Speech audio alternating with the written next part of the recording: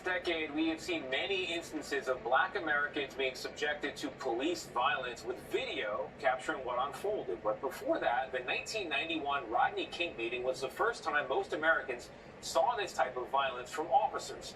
To remind you of what happened, we're going to show you the video. We do want to warn you, it's violent. You can see in this video Los Angeles police officers kicking and beating King after a car chase.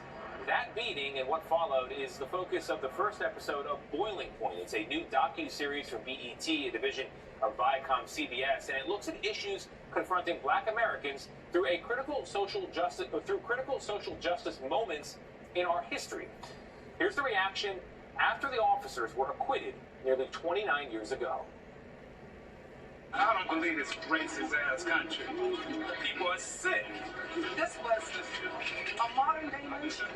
Like, I see what I see.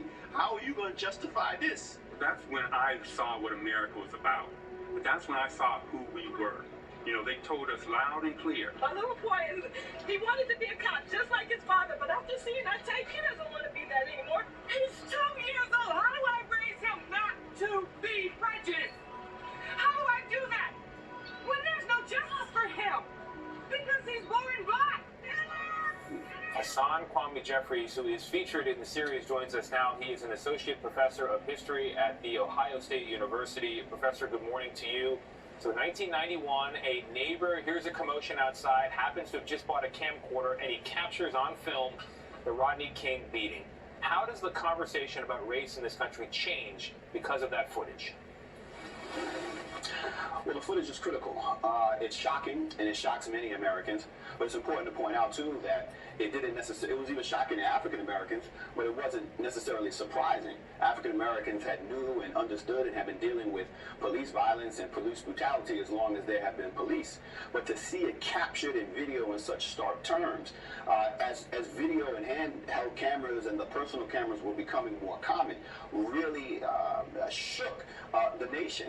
But what was equally important as that moment was what happens a year later with the trial and acquittal of the officers, which then raised questions about, well, what could actually happen even in the face of such stark evidence. So when we think about the progress from then to now, the cameras are more ubiquitous, the technology has gotten better, there's a lot more of this kind of video.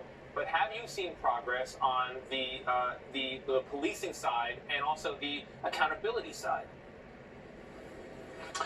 Well, certainly there has been change, but the degree of progress is really relative, particularly as it relates to accountability. One thing that we know is that over the last 29 years, just as you pointed out, more and more cameras have been available, more and more of these incidents have been captured on film, but at the same time, the number of cases has not declined. So it really raises the question, just capturing these moments on film, is that enough, certainly to raise the consciousness of people, but is that enough to bring justice?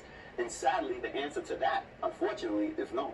And that's what I wanted to know, Professor Jeffries. Just earlier in this very broadcast, we had a story from San Clemente, California. Black man crossing the street, jaywalking, has an encounter with the police. It ends up deadly. And you can just see as it escalates. And I think we go back to the George Floyd case just last year. What do you think it's going to take to what do you think it'll take to bring real change? And what does the involvement, the participation of white people in this conversation, how much of a difference does that make? Well, Gail, I think what really is going to lead to change is actually holding officers who violate the constitutional rights of anybody accountable. Those who use deadly force when clearly it is unnecessary. Until we get to the moment where we hold them, not just police departments civilly responsible, but actually hold officers who commit these crimes criminally responsible, then we won't see a change in behavior. We've poured millions of dollars into anti-bias training for police officers, into adding cameras, and we see over the last 7 or 8 years that has not significantly changed the behavior. So we need to have criminal justice accountability, and it is critically important that everyone, all Americans, all concerned people, get behind this movement. And which is why one of the great things from last summer, the summer of 2020, was to see the Black Lives Matter protesting for justice, criminal justice reform, justice for the individuals of police violence.